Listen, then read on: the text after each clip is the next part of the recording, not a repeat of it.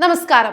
സെക്രട്ടേറിയറ്റിന് മുമ്പിൽ 20 ദിവസം കൊടുവെയിൽ കൊണ്ട് സമരം ചെയ്തിട്ടും തളരാതെ വീര്യത്തോടെ വിശ്രമിക്കാൻ കിടന്ന ആശാ പ്രവർത്തകരെ ആദ്യം നനയിച്ചത് അവിചാരിതമായ പെയ്ത മഴയായിരുന്നു.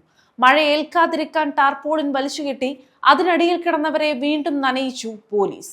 ഇന്നലെ പുലർച്ചെ 1 മണിയോടെയാണ് കോരിച്ചൊരിയുന്ന മഴയിൽ നിന്നു രക്ഷപ്പെടാൻ കെട്ടിയ ചെറു ടാർപോളിൻ ഷീറ്റ് അഴിച്ചുമാറ്റാൻ ഉത്തരവുമായി പോലീസ് സംഘം എത്തിയത്. നിങ്ങളും മനുഷ്യരല്ലേ എന്ന ആശാ വർക്കർമാരുടെ ചോദ്യം കാക്കിയിട്ടവരുടെ ഹൃദയത്തിലേക്ക് കടന്നുമില്ല. ഏതാനും മണിക്കൂറുകൾ കഴിഞ്ഞാൽ നേരം പുലരും വരെ അതുവരെ ആ പാവങ്ങൾ കിടന്നോട്ടെ എന്നൊരു കരുതൽ അവർക്കുണ്ടായുമില്ല.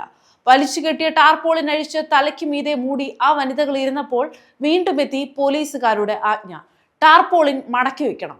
വിവിധ ആവശ്യങ്ങൾ ഉന്നയിച്ച് സെക്രട്ടേറിയറ്റിന് മുന്നിൽ സമരം ചെയ്യുന്ന Kerala ASHA health workers association പ്രവർത്തകരാണ് ഇന്നലെ പുലർച്ചെ കോരിച്ചൊരിയുന്ന മഴയിൽ ഒറ്റപ്പെട്ടത്. പക്ഷേ നനഞ്ഞ മഴയിൽ പ്രവർത്തകരുടെ ആവേശം വർദ്ധിച്ചതേയുള്ളൂ. നേരം പുലർന്നതോടെ ആശാ പ്രവർത്തകർക്ക് പിന്തുണയുമായി പല നാടുകളിൽ നിന്ന് ആളുകളെത്തി. കേന്ദ്രമന്ത്രി സുരേഷ് ഗോപിയും കുട ചൂടി ആശാ പ്രവർത്തകർക്കൊപ്പം ഏറെ നേരം നിന്നു.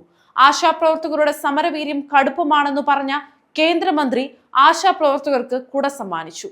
അടൂർ പ്രകാശ് എംപിയും സമരവേദിയിലെത്തി. പ്രവർത്തകർക്കൊപ്പം സമയം ചെലവിടുകയും ചെയ്തു. യൂത്ത് കോൺഗ്രസ് നേതാവ് ജിൻഡോ ജോൺ മകന്റെ പിറന്നാൾ ദിനമായിരുന്ന ഇന്നലെ മക്കൾ കുടുക്കിയിൽ ശേഖരിച്ചിരുന്ന തുകയുമായാണ് ആശാ വർക്കർമാരുടെ സമരവേദിയിലെത്തിയത്.